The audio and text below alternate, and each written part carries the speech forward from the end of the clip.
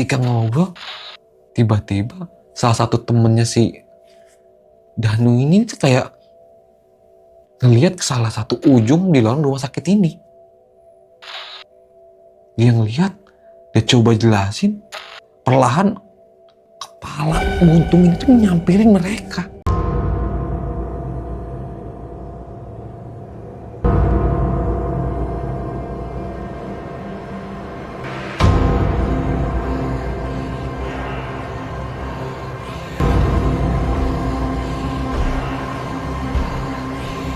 Halo guys, ketemu lagi dengan gua Imam Bule.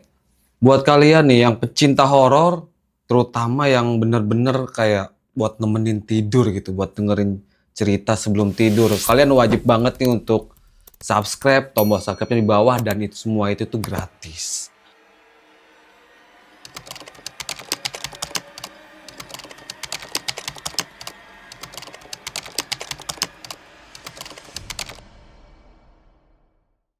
Seperti di malam hari ini, gua mau ngebawain atau menceritakan tentang cerita di rumah sakit.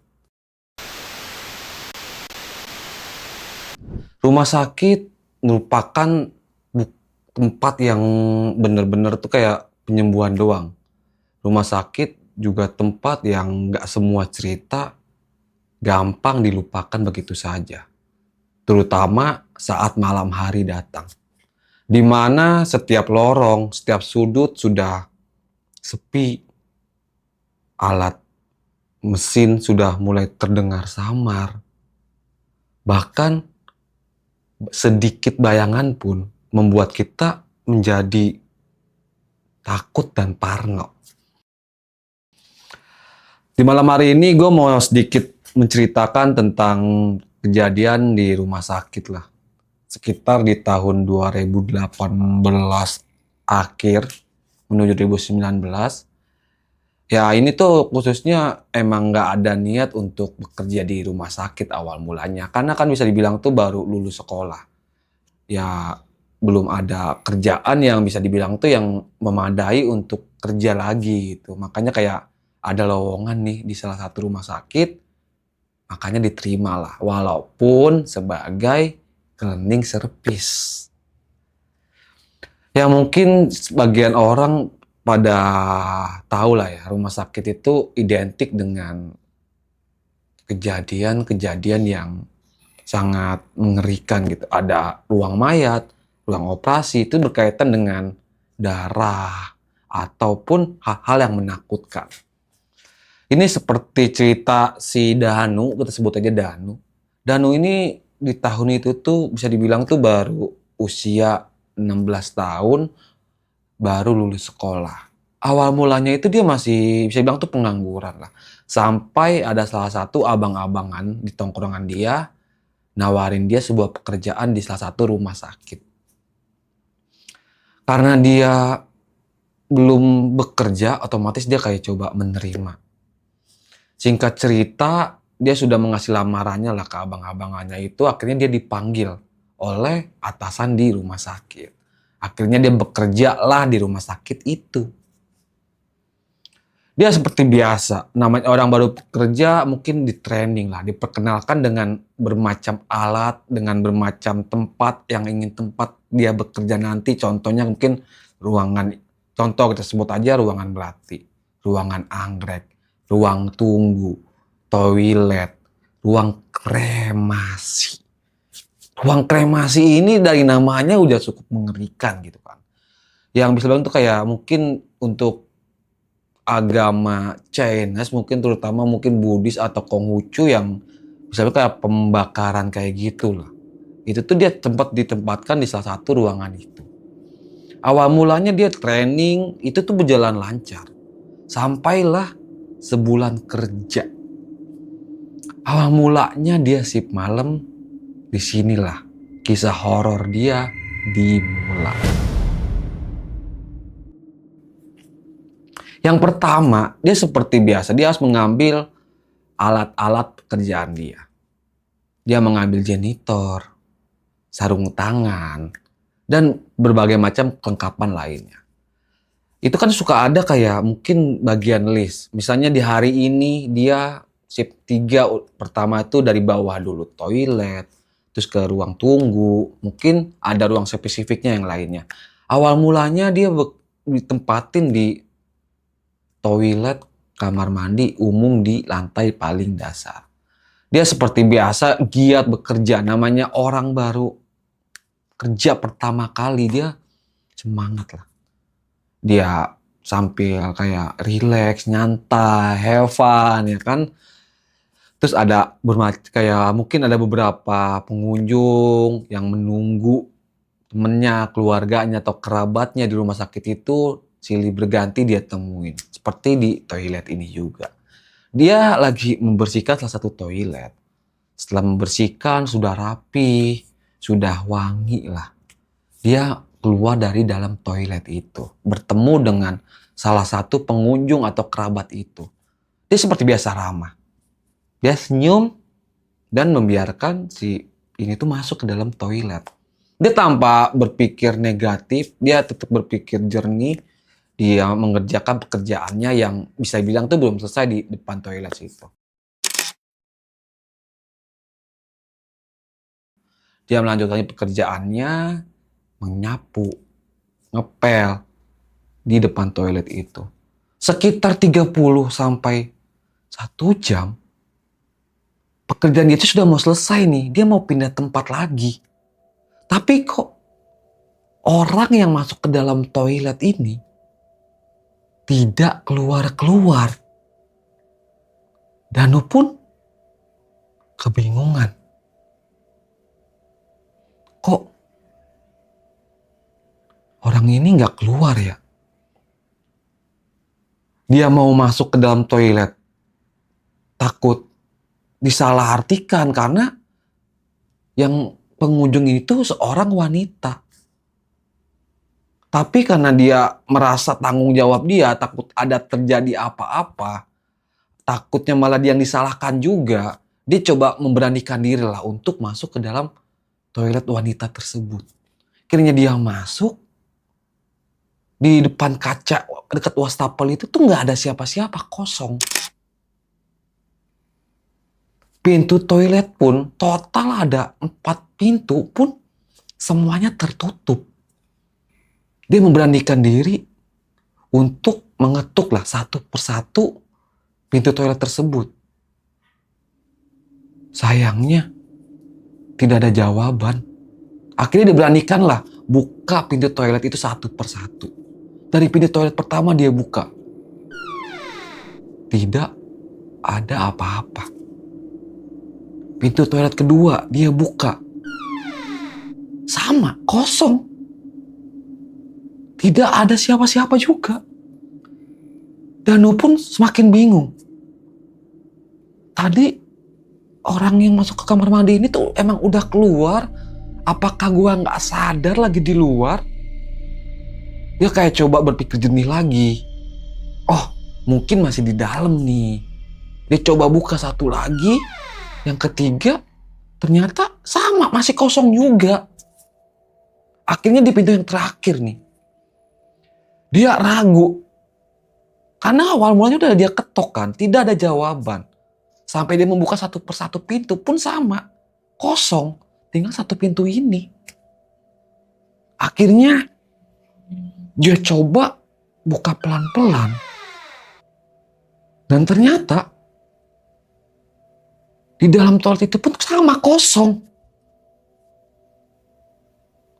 Danu pun otomatis terburu-buru keluar. Dia bawa alat jenitornya, dia keluar dari toilet tersebut.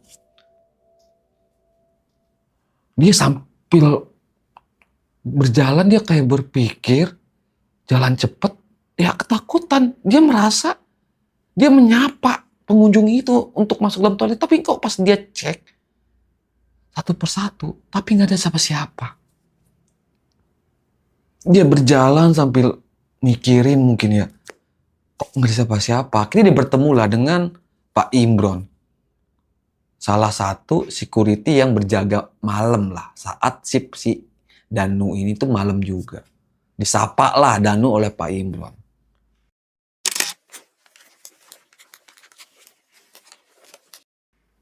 Dan mana lu cepet banget jalan? Muka lu kayak ada yang aneh, biasanya nggak kayak gini, kata Pak Imron. Danu pun ingin menjelaskan kayak serba salah. Dia jelasin takut salah paham, nggak dijelasin. Ntar Pak Imronnya ini malah mikir yang aneh-aneh lagi.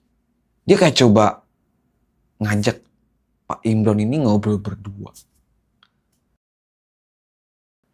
Dia deketin lah Pak Imron, dia sampai kecilin sedikit nada suaranya. Pak, tadi waktu saya bersihin toilet yang di ujung, itu ada 2 kan, toilet cowok dan cewek. Pas saya udah beresin semua, toilet cowok dan cewek, saya tinggal, saya bersihin di depan. Saya ada seorang pengunjung, ibu-ibu, masuk ke toilet cewek. Ya udah, saya coba kayak ramah lah Pak. Saya lanjut pekerjaan saya. Tapi pas pekerjaan saya udah selesai Pak, saya tuh mau ninggalin awalnya. Tapi kok saya nggak ngerasa, saya nggak melihat si ibu-ibu ini tuh keluar dari toilet. Terus Pak Imron ini pun cuma senyum. Dan Danu pun kayak bingung, kok Pak Imron senyum, kenapa? Langsung Danu kan ngomong, Pak saya serius, saya nggak bercanda. Kok Bapak senyum-senyum gitu, kenapa Pak? Akhirnya Pak Imron bilang, Dan, itu tuh udah biasa, udah nggak aneh, nggak usah lu bebanin pikiran. Kita nih, terutamanya saya, yang udah kerja sampai 7 tahun di sini, itu tuh masih hal paling biasa, belum apa-apa. Dan udah sekarang lu kerja lagi sana, lu masih banyak kan bagian lu yang lu kerjain. Ya udah kerja. Akhirnya karena si Danu udah dapet kisi-kisi mungkin ya, udah dapet bisa dibilang tuh kayak bocoran lah, ternyata kejadian hal kayak gitu tuh udah hal biasa di rumah sakit tempat dia bekerja ini. Akhirnya dia coba kerja lagi sambil berpikir nih jalan kan, sampai menuju ke lantai utama nih. Di situ kan ada ruang tunggu. Emang di malam hari kan pasti sepi. Kalau emang kita bekerja saat siang hari, pasti banyak yang mengantri obat kah, atau mengantri saat pengobatan. Tapi saat malam ini, itu tuh hanya ada satu security yang berjaga. Dan lu coba membersihkan step by step, satu persatu. Kursi dia rapikan, lantai dia sapu, akhirnya dia pel, akhirnya dia sudah selesai itu di ruang tunggu utama. Dia beranjak ke tempat selanjutnya, di lantai 3 ruang anggrek. Nah, itu tuh posisi jam setengah 12 malam, setengah jam sebelum dia break makan malam, sebelum dia break istirahat. Nah, di situ tuh dia nggak melihat, bisa bilang tuh rekan lawan timnya lah, kan satu tim itu kan suka ada bisa satu shift malam nih, ada sekitar tuh 4 orang. Di tim utama tuh ada yang berjaga 1 orang, di lantai 2 ada 1 orang, terus 3 sama 4 tuh 1 orang. Tapi di malam itu dia tuh nggak ngeliat siapa-siapa. Dia tuh merasa kerja tuh sendirian, hanya ditemani oleh security dan suara sunyi di setiap lorong rumah sakit ini. Akhirnya Danu memencet lah tombol lift menuju ke lantai 3.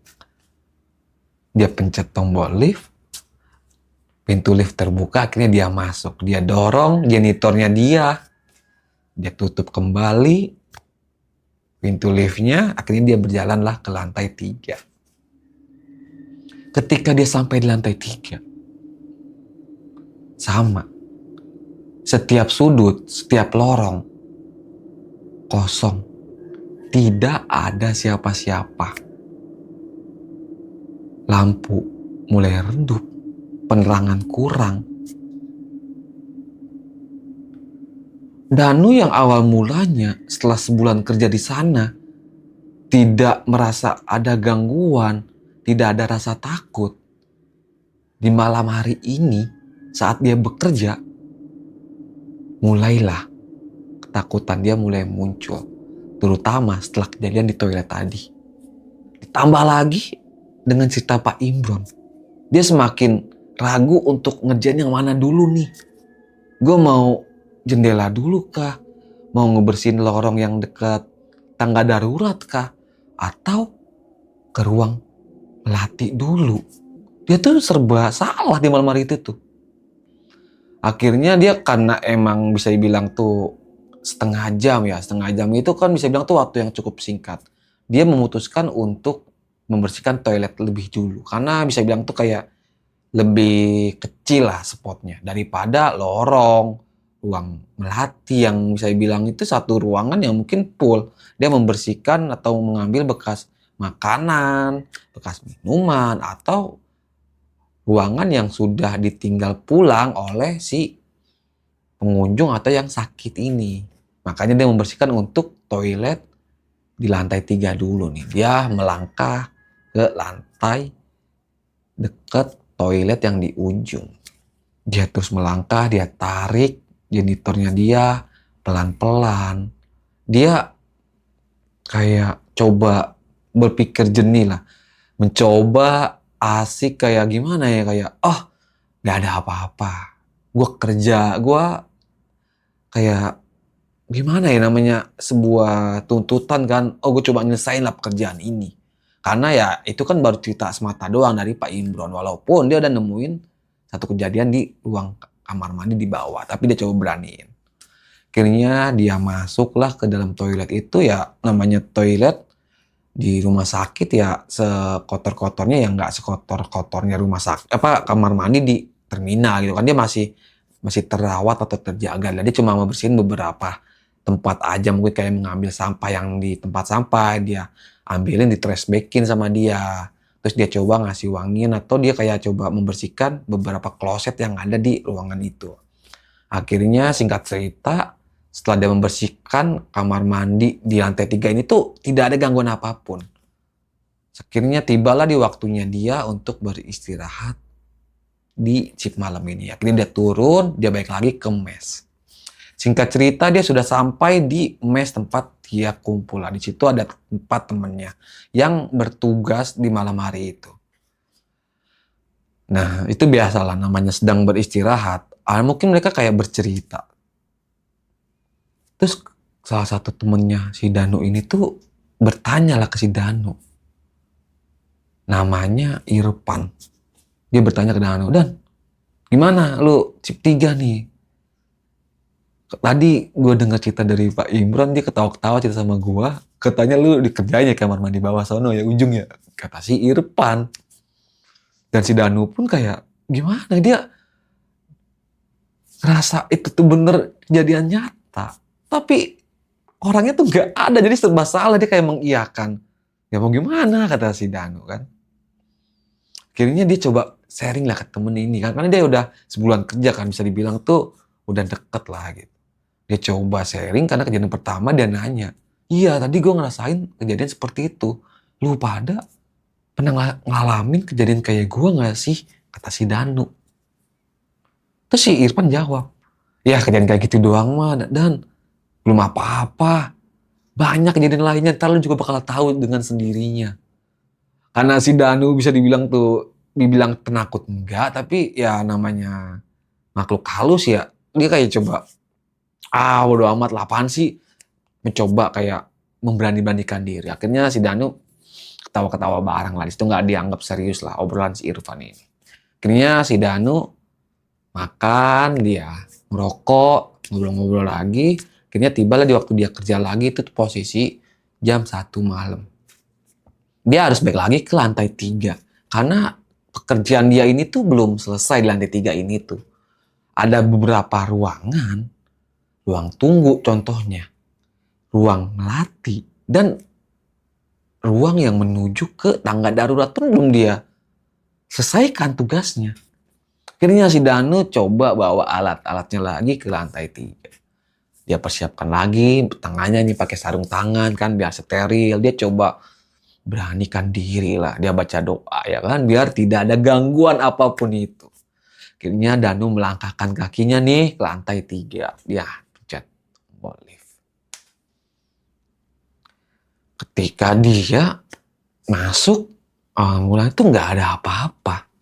Ketika sampai di lantai 3, kan ada kling, lantai 3. Pas dia mau keluar nih ke lantai 3 ini, tiba-tiba ada ibu-ibu yang dia temuin di dalam toilet pas dia kerja di bawah tadi. Ibu-ibu itu masuk ke liftnya dia dan pas posisi mau dia keluar. Karena dia yang kerja di situ, dia otomatis mengalah kan. Membiarkan si ibu ini masuk terlebih dahulu, baru dia keluar. Karena kan dia bawa alat janitor kan, janitor itu kan besar. Kalau dia kayak coba keluar duluan atau barengan, itu kan nggak bakal muat di pintu lift itu. Makanya dia membiarkan si ibu-ibu ini tuh untuk masuk dulu. Akhirnya si ibu-ibu ini masuk, si Danu ini tuh kayak tetap coba humble lah. Dia coba tetap ramah ke ibu-ibu ini. Dia senyum, hampir dorong janitor ini keluar. Tapi si Danu ini tuh heran. Ibu-ibu ini tuh lagi dan lagi tanpa ekspresi sama sekali. Jam 1 malam, pas pintu tertutup, Danu melihat muka ibu-ibunya ini tuh putih. Bibir putih. Dan Danu coba kayak mengabaikan dan langsung tinggal pergi lah. Dia dorong janitornya dia sepanjang perjalanan di lantai 3 ini tuh, dia kan masih coba melanjutkan pekerjaan tadi kan, karena ada alat-alat dia tuh yang di toilet yang tadi tuh belum dia ambil. Saat dia menuju ke toilet, dia coba berpikir, kok jam 1 malam ini masih ada rekan keluarga atau emang keluarga yang bisa bilang tuh kayak berkeliaran lah, kok nggak beristirahat? Dia cukup bertanda tanya, dia cukup bingung. Terus jika emang dia bisa bilang tuh kayak pasien, kok dia nggak pakai baju kayak perawat, baju pasien itu nggak pakai, dia pakai baju bebas, baju ibu-ibu yang biasanya. Ya, dia coba inget-inget lagi omongan teman-teman sipnya dia coba kayak mengabaikan, dia coba berpikir jernih, dia coba rileks sendiri dia sambil jalan. Dia mengambil lah alat dia di toilet ya kan. Dia ambil beberapa seperti sapu, kain pel, dia bawa alat-alat dia janitornya menuju ke ruang yang dekat, bisa dibilang itu tangga darurat lah. Nah di situ kan bisa dibilang tuh tangga darurat mungkin yang bisa dibilang tuh nggak terjamah oleh siapapun kan. Jarang di zaman sekarang nih orang yang memutuskan untuk ngambil rute jalan darurat, kecuali emang ada kesalahan di liftnya. Ya bisa bilang tuh ya debu, kotor ya, walaupun nggak kotornya itu kotor, dia coba membersihkan. Dia coba membersihkan satu persatu anak tangga yang di dekat tangga darurat ini. Dia awalnya dia sapu satu anak tangga, anak dua tangga ke bawah, 3, 4. Pas dia menginjakin kaki ke anak tangga kelima, tiba-tiba itu tuh kaki dia tuh belum menginjakkan kaki ke anak tangga kelima, tapi ada bunyi. Dan Danu tuh kaget. Dia coba memastikan sekitar itu nggak ada siapa-siapa.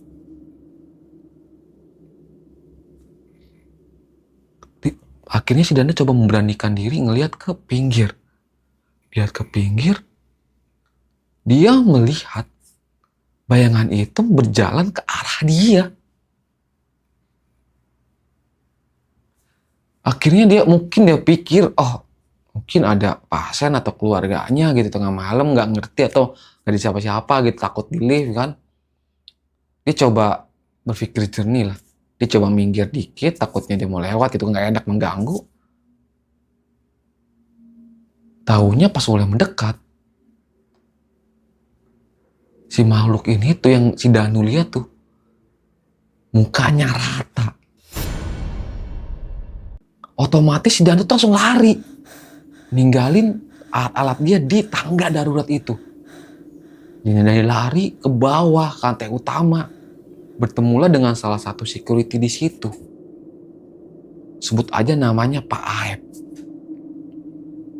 Danu mengadukan lah apa yang setelah dia lihat.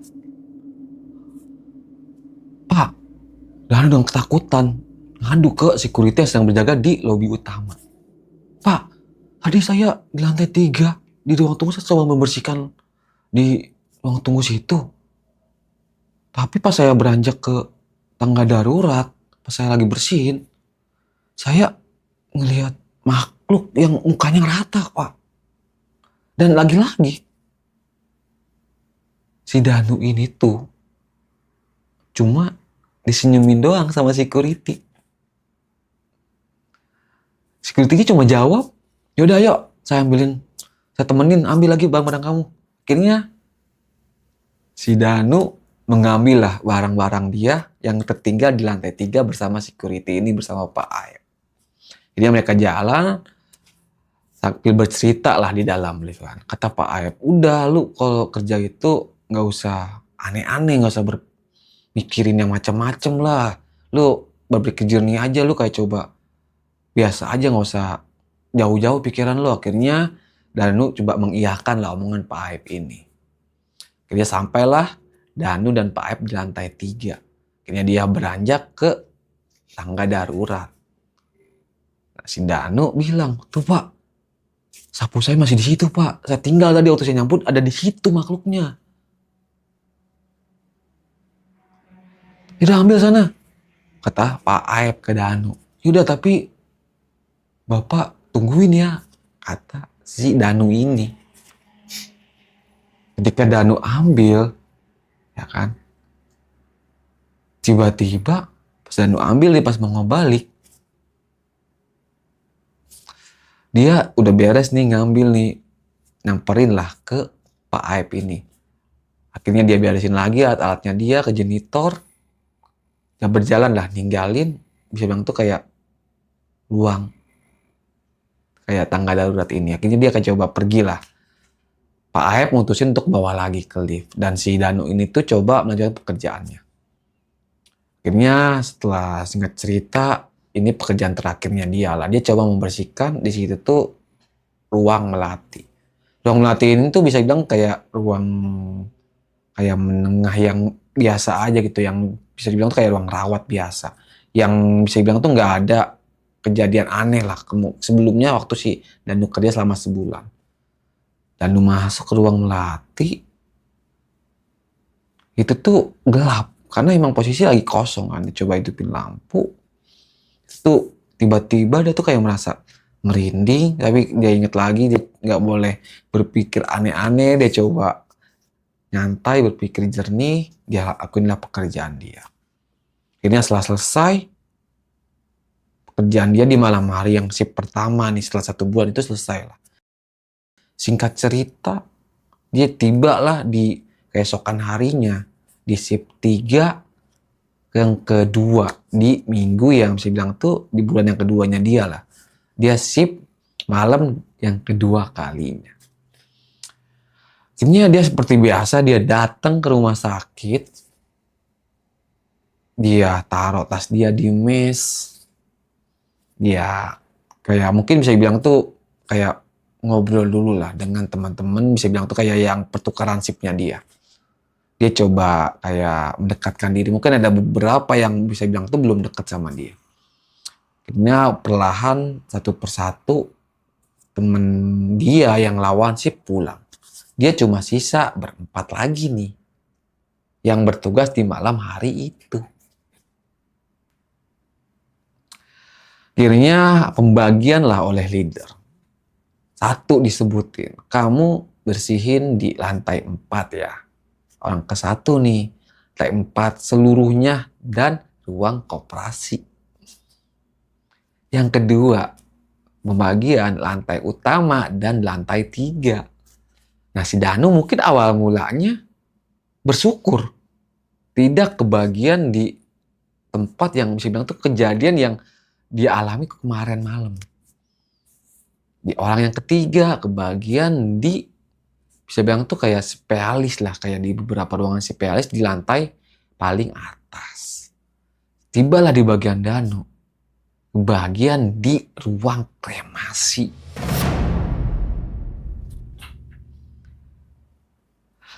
Di ruang kremasi ini, yang awal mulanya Danu bersyukur, tiba-tiba Danu diam. Dia coba protes, nggak bisa. Karena emang udah tugasnya dia di malam hari itu. Akhirnya dia coba beranikan diri lah ambil kan. Karena emang bisa bilang tuh dari beberapa tempat yang di rumah sakit ini tuh, yang paling simpel tuh pekerjaan di ruang kremasi ini. Akhirnya Danu coba relax lah. Dia ambil janitornya dia berpakaian rapi, pakai sarung tangan, dia kayak steril lah. Akhirnya dia berangkatlah ke ruang kremasi. Dia dorong nih janitornya dia. Dia dorong janitornya dia di situ tuh sebelum ruang kremasi ini tuh melewatin pos security utama. Yang dimana ada Pak Aep yang berjaga ya kan. Dia kayak disapa atau dibercandain lah sama Pak Aep. Di situ pun ada Pak Imron nih. Dia kayak namanya tempat pos utama kan. Dia kayak baru bertukar shift juga nih. Jadi kayak mungkin pembagian jaga di mananya. Disapa lah dia sama Pak Aep. Dan jaga di mana lu malam ini? Kayak suntuk banget, kayak takut, santai aja kali kata Bang Aep kan. Si Danu ini kayak coba ngasih tahu di ruang kremasi, Pak. Ya udah nggak apa-apa, aman itu, santai kata Pak Imron, tapi sambil kayak ngeledek-ledek gitu lah sama Pak Aep. Akhirnya ditinggal lah. Nanti gua kesono ya kata Pak Imron, gua juga jaga di sana kok. Kita ngobrol ngopi kata Pak Imron. Akhirnya berpisah lah si Danu sama Pak Imron dan Pak Aep ini. Akhirnya jalan lagi. Awalnya tuh emang suasana di dekat kremasi ini kan bisa dibilang walaupun siang hari nih seramai-ramainya di rumah sakit, ruang kremasi ini bisa dibilang tuh notabene ruang yang paling bisa dibilang tuh paling sepi lah, yang minim aktivitas. Sekalinya ada itu tuh pun baru ramai. Tapi cuma sehari itu 2 atau 3 yang harus dikremasi, nggak sebanyak pengunjung, pasien atau yang ingin berobat lah, seperti ruangan yang lainnya di lobi utama. Nah, ruang kremasi ini tuh letaknya di ujung kanan setelah pintu masuk. Ini tuh rumah sakit terbesar di daerah Cibinong. Saat lu masuk nih, mungkin kalian tahu rumah sakit mana. Saat kalian masuk dari parkiran, ambil kanan itu kremasi. Lobi utamanya tuh ke kiri. Itu kan tempat yang notabene yang sangat sepi. Kalau siang is oke mungkin ramai karena ada kantin. Tapi saat malam hari, yang dimana lu harus bekerja sendirian, is oke lah, ruangnya kecil. Ya kan, dia cuma spotnya di situ-situ aja, nggak seperti di lantai lain gitu. Lu harus bersihin ruangan ini, ruang A, B, C, D. Kalau kremasi cuma itu doang. Tapi ya tanggung jawab lu di situ tuh besar. Karena di ruang kremasi ini tuh ada beberapa, bisa bilang tuh kayak guci lah. Guci penyimpanan abu. Terus ada mungkin kayak, misalnya nih contoh, tadi siang lu lagi ada tamu masuk yang di kremasi. Otomatis kan mungkin yang tukaran shiftnya menyerahkan data nih. Ada kotak abu atau guci abu yang bisa dibilang tuh belum diambil sama pemiliknya, sama keluarganya. Wah, ngeri juga ya. Abu loh, kremasi. Lu bersihin, ya kan? Gue kebayang sih gimana kayak ekspresi mukanya itu saat ngebuka pintu kremasi. Itu tuh gelap, kosong. Hanya ada guci-guci yang berbaris di sana. Hanya ada alat kremasi. Ini dia hidupin lampu lah. Satu persatu tempat yang mau dia kerjakan. Dia utama mengambil tempat yang diguci-gucinya dulu nih. Ya coba hidupin lampu, dia bersihkan satu persatu. Itu tuh tidak ada gangguan sama sekali ya, walaupun hawanya gelap gulita, terus kayak mungkin saya samar-samar gitu, kayak namanya bau kan bekas kremasi gitu. Wah, kayak bau. Bukunya mungkin kalian lebih paham lah, yang mungkin pernah ke ruang kremasi seperti apa, mungkin lebih tahu ciri khas ruangan kremasi itu seperti apa lah baunya. Ini coba satu persatu dia bersihkan lah guci itu, dia lap, dia taruh lagi, dia ambil lagi, dia bersihkan lagi. Akhirnya tibalah ketika dia selesai nih di ruang kremasi ini. Itu tuh sebelum jam 12 dia sudah selesai dia kan. Membersihkan salah satu tempat di ruang kremasi. Biasa waktunya istirahat si Danu. Karena dia di ruang kremasi itu kan bisa dibilang tuh di depannya luas. Di sampingnya pun ada kantin. Dia enggak ke mesnya dia. Dia coba di situlah. Karena di situ ada Pak Imron juga ya kan. Akhirnya dia tutup lagi, dia kunci ruang kremasi, dia tinggal lah alat janitor dia di depan pintu kremasi itu. Dia berjalan, bertemulah ada Pak Imron yang sedang duduk di dekat salah satu kantin di situ. Akhirnya dia duduk di situ, dia hidupin lah rokoknya dia. Set, hidupin rokoknya dia sapa lah Pak Imronnya kan. Dia nyok rokok. Nah tadi Pak di sini, kata Danu nanya Pak Imron. Enggak lah Dan, cuma jaga di sini doang, masih malam mah kita kayak gini aja, ada dia kayak gitu. Lu tau lah, gue kan di sini juga sebenarnya sering, kata Pak Imron. Gimana Dan? Nanya lagi nih Pak Imron. Gimana Dan? Aman, ruang kremasi udah lu clearin, kata dia, udah bersih. Aman Pak, nggak kayak kemarin kan, kata Pak Imron. Nah enggak Pak lah, jangan sampai. Akhirnya Pak Imron bercerita. Dan gue kan tadi habis terima nih sama shift sebelumnya. Lu serius gak ada apa-apa nih di ruang kremasi? Kata Pak Imron ke Danu. Emang kenapa Pak? Gak ada apa-apa sih tadi, saya baru bersihin beberapa gucinya aja. Baru dah Pak Imron tuh mulai bercerita. Tadi waktu serah terima jabatan atau serah terima kerja, di situ ada terdata ada salah satu bisa bilang tuh pengunjung yang di kremasi itu cuma kepalanya aja. Dia adalah salah satu bos tekstil di Bekasi, korban mutilasi yang baru ditemuin kepalanya.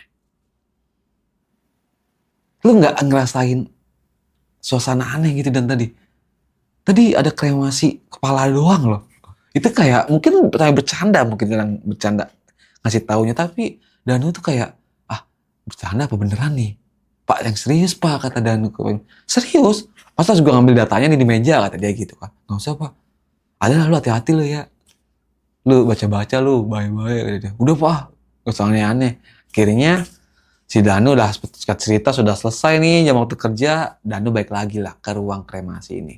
Pak Imron pun sama. Dia kayak mungkin berpatroli. Dia memeriksa beberapa ruangan yang bisa dibilang tuh satu unit lah dengan ruang kremasi ini. Akhirnya berpisahlah Pak Imron dan Dani. Akhirnya Dani ini tuh jalan ke ruang kremasi lagi. Dia buka lagi kuncinya. Dia masuk lagi nih ke dalam ruang kremasi. Satu persatu dia sapu.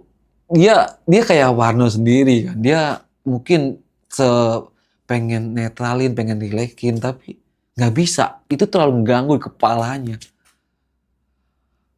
Kebayang gak sih? Jika emang lagi kerja nih, tiba-tiba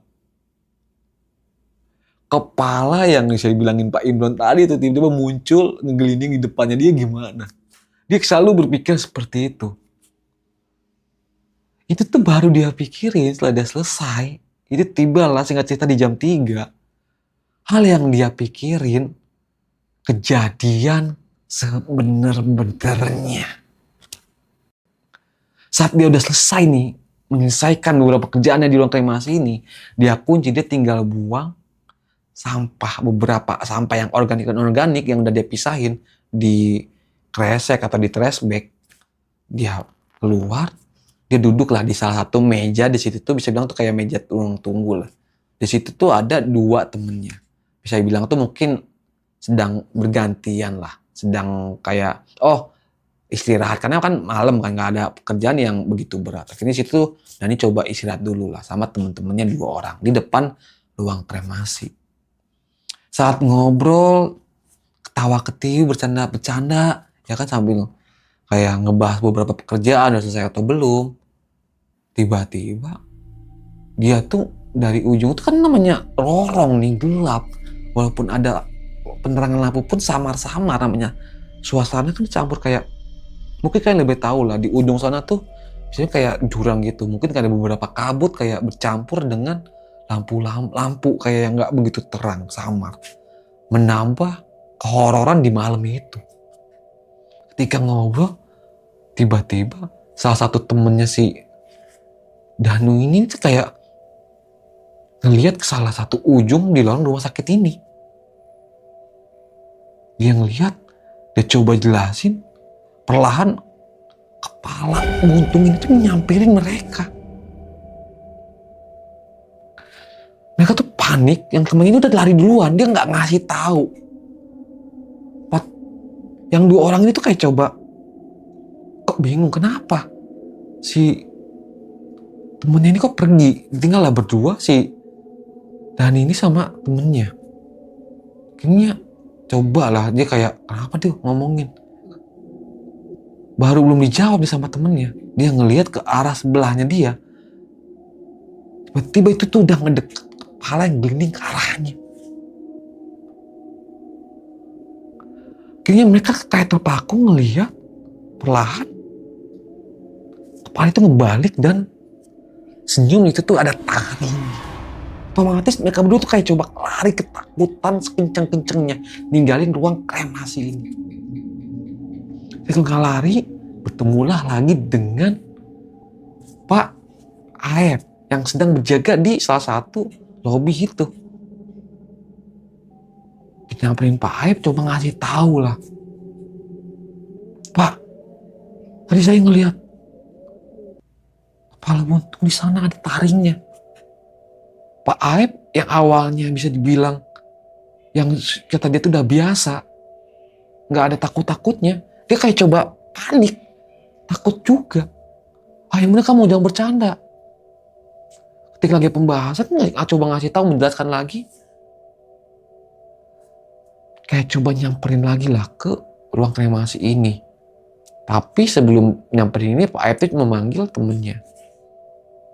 Pak Aep memanggil temennya lah, Pak Lukman. Ketika disamperin, itu tuh nggak ada apa-apa. Akhirnya mereka udah berpisah lah, di situ selesai. Singkat cerita, pekerjaan si Danu di malam hari itu udah selesai lah.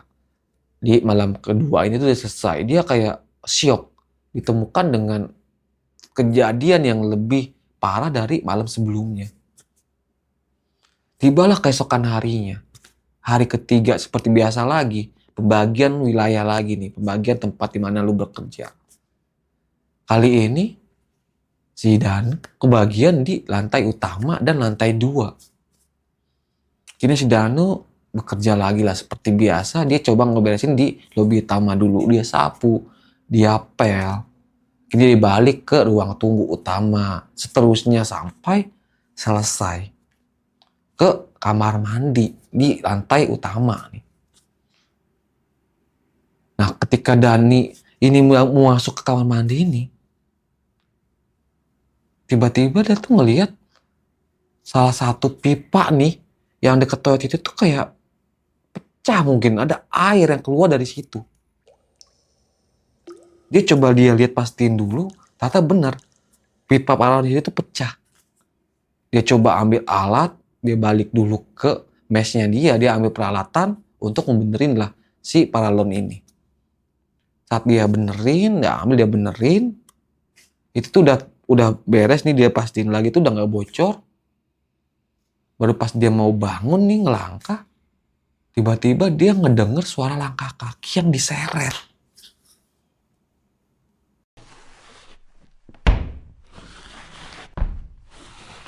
Wah, udah mulai nggak bener nih perasaannya dia. Dia mau ngeliat takut. Pas dia mau nengok, beraninya nengok, tiba-tiba ada tong sampah jatuh, depannya dia. Terus jatuh, dan sampah-sampah itu tuh keluar satu persatu dari tempatnya. Dan itu ngeliat, karena dia nggak ada siapa-siapa. Akhirnya saya coba ke kanan kiri nggak ada siapa-siapa. Dia coba bersihin lah sampah yang berserakan ini. Dia coba bersihin, dia ambil satu persatu kantong sampah. Ini kan kayak ada sekat nih. Lagi dan lagi, suara langkah kaki itu tuh datang lagi. Serak, serak, serak. Dan lu pun semakin takut kan. Dia cuma ngecek ke belakang, nggak ada siapa-siapa. Pas dia udah beres, dia bangun. Ada satu kaki bercakar kayak ada kuku panjang di depan matanya dia, di dekat yang lorong ini. Kayak sekatan. Akhirnya si Danu tinggalin lah. Danu lari, ninggalin tempat sampah ini. Dia coba nemuin security lang berjaga di malam hari ini lagi lah di lobi utama. Dia coba ngasih tahu lagi lah. Seperti biasa siklusnya, dia ada kejadian, dia ngadu lagi ke security. Dia takut ke kejadian apapun itu. Kayak salah paham. Dia coba ngejelasin apa yang dia rasain, apa yang dia alamin ke security ini tuh. Yang bisa bilang tuh dia nggak tahu nih security ini siapa namanya. Dia tuh baru perdana ketemu dengan security ini.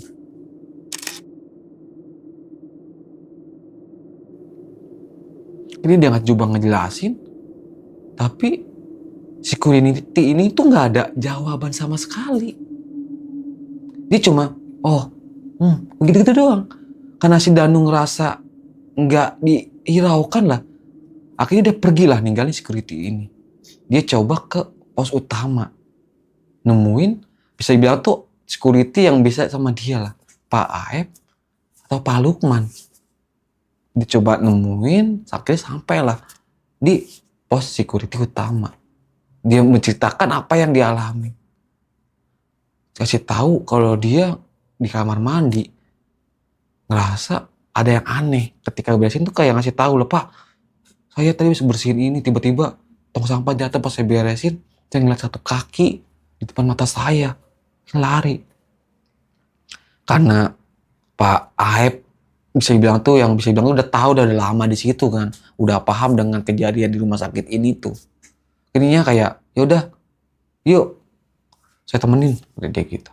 Nah, pas mau menuju ke dalam ruangan lobi utama ini sambil nanya-nanya lah, Pak, itu security yang di lobi utama yang jaga di situ, kok sombong amat, Pak? Saya ceritain kayak bapak tadi, nggak ada jawabannya, cuma Hah? Pak Aep ini tuh kaget. Security yang jaga malam ini tuh di lobi utama ini saya. Dan lu nanya ke siapa? Siapa tadi tuh ada security di sini. Orangnya kecil, rambutnya cepak kata dia. Tuh ada kumisnya tipis. Dan Pak Aepnya ini lagi gitu senyum-senyum sambil geleng kepala. Sambil bercerita, sampailah kan di lobi utama kan. Tadi lu di sini nanya sama security itu, kasih tahu. Iya Pak, di sini. Tapi mana sekarang security-nya ya?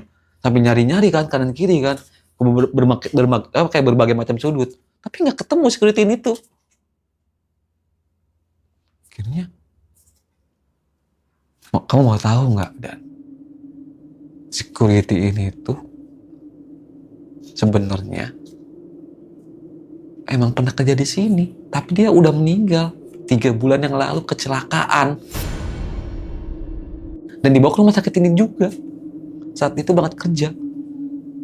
Dan si Dani itu langsung ketakutan. Langsung mukanya pias. Bisa bilang tuh kayak parno lah, kayak speechless. Di waktu yang bersamaan, dia merasakan kayak hal yang benar-benar aneh. Tapi dirangkul lagi lah oleh Pak Aep. Dah, tenang aja, itu cuma hal biasa kok, kita semua nih sebagai security udah sering lah ngobrol sama dia. Dia suka datang. Ya kita udah nggak aneh lah sama beliau gitu. Dia ngomongin beliau. Akhirnya mereka tuh pergi lagi lah ke toilet yang tadi tinggalin sama Danu tadi ya. Dia coba dijelasin lagi tuh, Pak, di situ tadi Saya ngelihatnya di lorong ini pas habis saya ngebersihin ini, saya ngebersihin paralon yang pecah tadi.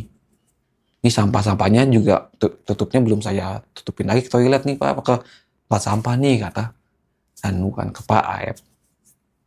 Akhirnya ya udah kamu beresin dulu, saya tunggu sini. Pas si Dani lagi ngeberesin nih tempat sampah, tiba-tiba Pak Aep teriak dengan nada histeris, takut dan langsung lari. Pas si Danu ngeliat ke belakang tuh Pak Aep tuh nggak ada, udah hilang. Karena bingung kan nggak ada siapa, dan itu coba ngambil tempat sampah nih, dia ambil, dia taruh. Pas dia ngambil tuh ngeliat kaki lagi dan lagi, kedua kalinya dia ngeliat seperti itu. Dia taruh, dia lari lagi. Dia coba lari ke lobi utama. Di situ tuh udah ada Pak Aep. Pak, bener kan Pak? Apa yang saya lihat tadi, saya nggak bohong. Buktinya Bapak aja lari.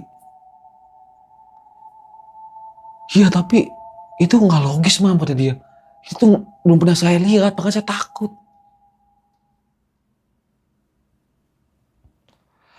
Akhirnya mereka kayak jam waktu istirahat lah, mereka kayak coba nenangin diri masing-masing lah. Kayak Pak Aep balik ke pos, si Danu pun balik ke mesnya. Dia coba kayak tempat beristirahatnya dia lah. Dia beristirahat, dia kayak menimbang-nimbang lah. Ini tuh kerja baru sebulan, mau dilanjut banyak gangguan. Baru ketiga hari udah segini loh. Apalagi 4 hari ke depannya. Ini dia coba kayak berpikir lah kayak, oh resign kali ya. Akhirnya dia coba kerja lagi, dia malam hari ini tuh selesai, kemudian dia pulang lah. Dia nyampe rumah itu tuh nggak bisa langsung tidur, dia masih terbayang dengan apa yang dia alami beberapa hari belakangan ini. Akhirnya dia coba sampai tiduran, sampai selonjoran di kasur, dia mikirin lagi.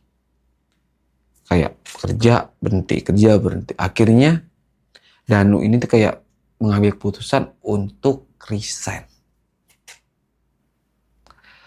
Nah, dengan kejadian yang bisa dibilang tuh 3 hari dialami secara beruntun, dia mengambil keputusan untuk resign. Kalau ini semua kejadian di kalian, apa yang kalian ambil keputusannya?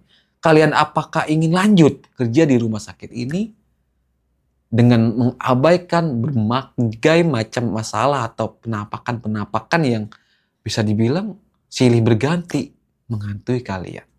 Mungkin cerita tentang kejadian pengalaman di rumah sakit saat kerja pertama kali kita akhiri sampai di sini dulu. Sampai bertemu lagi di konten selanjutnya, di pembahasan selanjutnya.